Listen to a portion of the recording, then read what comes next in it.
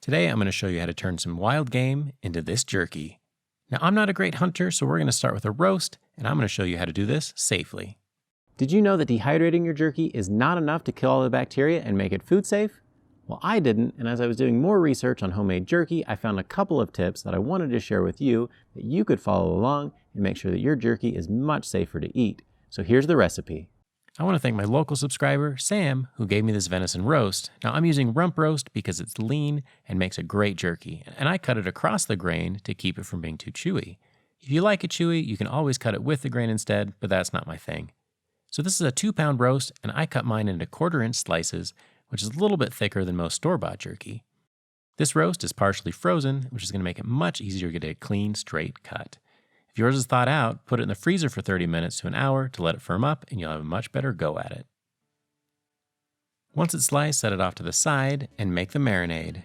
We're going to start off with a cup of beef broth and add 2/3 a cup of soy sauce and the same amount of Worcestershire sauce. Toss in a tablespoon of brown sugar and 2 tablespoons of finely ground black pepper. Add 2 garlic cloves, and then we're going to mix it all together to get the pepper to hydrate and mix in a little bit. Then we add a 1/2 teaspoon of curing salt, number 1. Wait a second, aren't you the guy who made the video that said that you don't need to put nitrates in your bacon?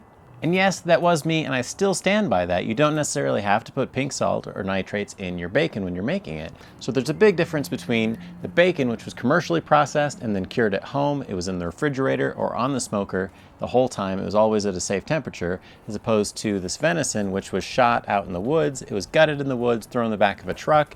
It has a higher risk of being contaminated than that pork was. Plus, it needs to be shelf stable, at least to be able to be stored outside the refrigerator, so we're absolutely going to use pink salts. In fact, the USDA recommends that you use nitrates whenever you're making jerky, specifically wild game jerky, because it'll reduce the bacteria in it. Add your marinade to your meat in a 1-gallon zipper bag. Then remove as much air as possible before sealing it up.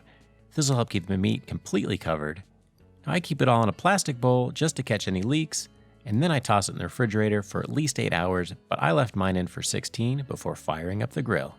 I'm going to start the dehydration process in the Weber kettle, and there are 2 reasons why I want to do that. The first one is I love the flavor of smoke on my jerky.